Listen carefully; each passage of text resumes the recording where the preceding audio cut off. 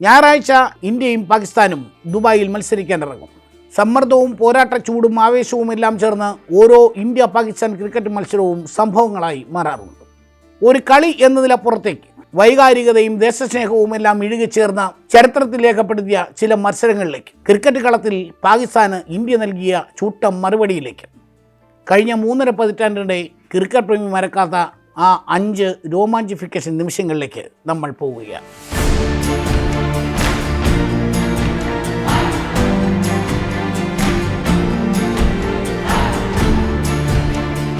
1996 March 9 ബാംഗ്ലൂരിലെ Chinnaswamy stadium.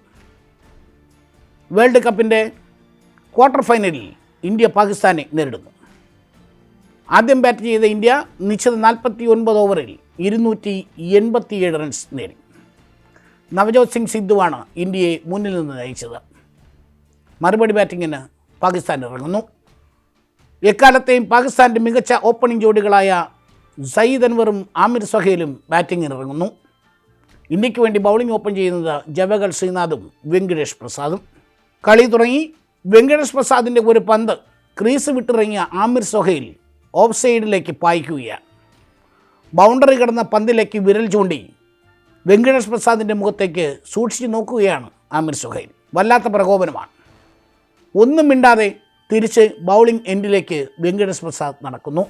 മറുപടി തൊട്ടടുത്ത പന്തിലുണ്ടായിരുന്നു. തൊട്ടടുത്ത പന്ത് വെങ്കടേഷ് പ്രസാദിനെ ലെഗ് സൈഡിലേക്ക് കളിക്കാൻ ശ്രമിച്ച ആമിർ സുഹൈലിനെ പിഴയ്ക്കുന്നു. ആമിർ സുഹൈലിൻ്റെ ഓഫ് ടെമ്പ് അതാ നിലത്ത്.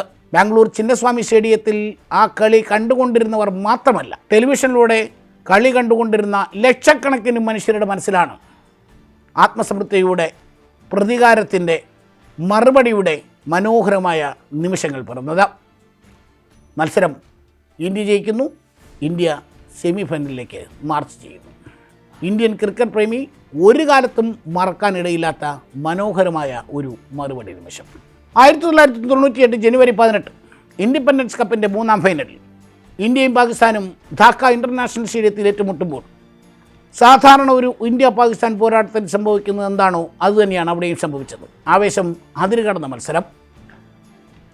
ആദ്യം ബാറ്റിംഗ് ചെയ്യുന്നു പാകിസ്ഥാൻ. 300 റൺസ് എന്നത് കേട്ടുകേൾവിയും അപൂർവമായിരിക്കുന്ന ഒരു കാലത്ത് നിശ്ചിത 48 ഓവറിൽ പാകിസ്ഥാൻ അടിച്ചുകൂട്ടിയത് 314 റൺസാണ് 5 വിക്കറ്റ് നഷ്ടത്തിൽ.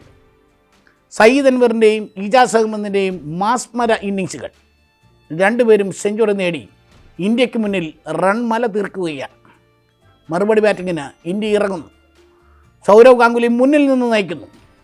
124 റൺസുമായാണ് ദാദ അന്ന് മടങ്ങുന്നത്. വെളിച്ചക്കുറവ് പലപ്പോഴും വില്ലനായ മത്സരത്തിൽ അതൊന്നും വകവയ്ക്കാതെ ഇന്ത്യയെ മുന്നിൽ നിന്ന് നയിക്കുന്നു സൗരവ് ഗാംഗുലി. ഗാംഗുലിയുടെ വിക്കറ്റ് വീഴുമ്പോൾ പാകിസ്ഥാൻ വിജയം മണക്കുകയാണ്. പക്ഷേ ഇന്ത്യക്ക് വേണ്ടി അന്ന് ഒരു കളിക്കാരൻ അവിടെ ഉദിച്ചുയരുകയാണ്. അതുവരെ ഇന്ത്യൻ ക്രിക്കറ്റ് ആരാധകർ പോലും അധികം കേട്ടിട്ടില്ലാത്ത ഒരാൾ, ഋഷികേശ് കന്നിത്കർ. വിഖ്യാത സ്പിന്നർ സക്കലൈൻ മുഷ്താഖിൻ്റെ പന്ത് അതിർത്തി കടത്തി. ഒരു പന്ത് ബാക്കി നിൽക്കെ 47.5 ഓവറിൽ 7 വിക്കറ്റ് നഷ്ടത്തിൽ ഇന്ത്യ 314 എന്ന റൺമല മറികടന്നു. ചരിത്രത്തിൽ ഇടം നേടി ഗാംഗുലിയും കൂട്ടുകാരും ഇൻഡിപെൻഡൻസ് കപ്പുമായി ബംഗ്ലാദേശിൽ നിന്ന് മടങ്ങുന്നു. 2003 മാർച്ച് 1 ദക്ഷിണാഫ്രിക്കയിലെ സെഞ്ചുറിയനിലെ മറ്റൊരു ലോകകപ്പ് മത്സരം. ഇന്ത്യയും പാകിസ്ഥാനും വീണ്ടും മുഖാമുഖം ഇറങ്ങുമ്പോൾ ആർത്തിരമ്പുന്ന കാണികളുടെ നടുവിലേക്ക് പാകിസ്ഥാന് വേണ്ടി ബൗൾ ചെയ്യാൻ ഇറങ്ങുന്നു വസീം അക്രമും ഷോയിബ് അക്തറും അടക്കമുള്ളവർ.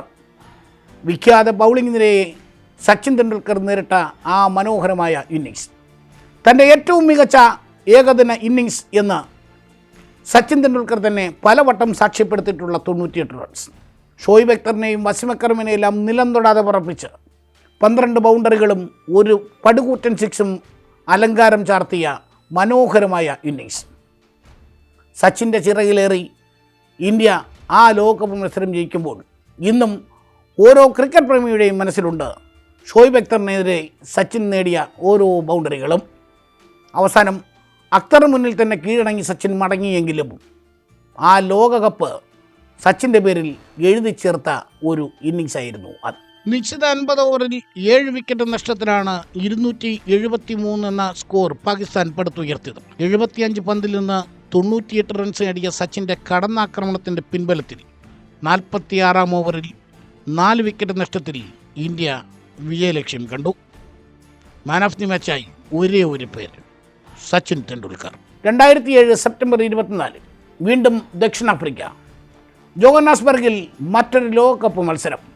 വെറും ലോകകപ്പ് മത്സരമല്ല, ആദ്യ T20 ലോകകപ്പിൻ്റെ ഫൈനൽ മത്സരം. ഇന്ത്യയെ നയിക്കുന്നത് മഹേന്ദ്ര സിംഗ് ധോണി. സച്ചിനും ഗാംഗുലിയും ദ്രാവിഡുമൊന്നുമില്ലാത്ത ഇന്ത്യൻ ടീമിനെ, ചെറുപ്പക്കാരുടെ ഇന്ത്യൻ ടീമിനെ നയിച്ച് ധോണി ദക്ഷിണാഫ്രിക്കയിലെത്തുന്നു. മലയാളി താരം ശ്രീശാന്തും ആ ടീമിലുണ്ട്. ആദ്യ മത്സരത്തിൽ ബോൾ ഔട്ടിലൂടെ പാകിസ്ഥാനെ പരാജയപ്പെടുത്തിയ ഇന്ത്യ ആ ടൂർണമെൻറ്റിൽ തങ്ങളുടെ അശ്വമേധം തുടരുകയാണ്. ഫൈനലിൽ വീണ്ടും പാകിസ്ഥാൻ ഇന്ത്യക്ക് എതിരാളിയായി വരുന്നു. 157 എന്ന ടാർഗറ്റ് ഇന്ത്യ പാകിസ്ഥാന് മുന്നിൽ വയ്ക്കുന്നു. പതറാതെ പാകിസ്ഥാൻ തിരിച്ചടിക്കുകയാണ് നായകൻ മിസ്ബാഹുൽ ഹക്കിൻ്റെ നേതൃത്വത്തിൽ. അവസാന ഓവർ 19.3 പന്ത് ഉയർത്തിയടിക്കാനുള്ള പാക് ക്യാപ്റ്റൻ്റെ ശ്രമം അവസാനിക്കുന്നത് മലയാളിയുടെ സ്വന്തം ശ്രീശാന്തിൻ്റെ കൈകളിലേക്ക്. പിഴവൊന്നും കൂടാതെ ശ്രീശാന്ത് ആ ക്യാച്ച് കൈപ്പിടിയിൽ ഒതുക്കുകയാണ്. എത്രയോ നാളുകളായി ഇന്ത്യ കാത്തിരിക്കുന്നു ഒരു ലോകകപ്പ് വിജയത്തിനായി. സൗത്ത് ആഫ്രിക്കയിൽ ഇന്ത്യ ചരിത്രമെഴുതുന്നു, ആദ്യ T20 ലോകകപ്പ് സ്വന്തമാക്കുന്നു. ഇന്ത്യയുടെ ക്രിക്കറ്റ് ചരിത്രത്തിൽ രേഖപ്പെടുത്തിയ വമ്പൻ വിജയങ്ങളിലൊന്ന്. വിഖ്യാതമായ മെൽബൺ ക്രിക്കറ്റ് ഗ്രൗണ്ടിലാണ് ഇന്ത്യ പാകിസ്ഥാന് മറുപടി പറഞ്ഞ ഏറ്റവും ഒടുവിലത്തെ ആ മനോഹരമായ നിമിഷം പിറക്കുന്നത്. ഒരുപക്ഷെ സമീപകാല ക്രിക്കറ്റ് കണ്ട ഏറ്റവും മനോഹരമായ ഇന്നിങ്സുകളൊന്ന്. എന്തുകൊണ്ടാണ് താനാണ് ഏറ്റവും മികച്ചതെന്ന് ക്രിക്കറ്റ് ലോകം പറയുന്നതെന്ന് വിരാട് കോഹ്ലി അടിവരയിട്ട് തെളിയിച്ച ഒരു ഇന്നിങ്സ്.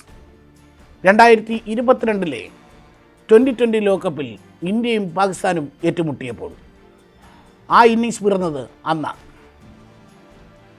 ആദ്യം ബാറ്റ് ചെയ്ത പാകിസ്ഥാൻ നിശ്ചിത 20 ഓവറിൽ 159 റൺസാണ് നേടിയത്. മറുപടി ബാറ്റിങ്ങിന് ഇന്ത്യ ഇറങ്ങുന്നു. KL രാഹുലും രോഹിത് ശർമ്മയും അടക്കമുള്ള ബാറ്റ്സ്മാൻമാർ വളരെ വേഗം തിരികെ കയറി. പാകിസ്ഥാൻ വിജയം മടക്കുന്നു. പക്ഷേ മല പോലെ കോഹ്ലി നിൽക്കുക.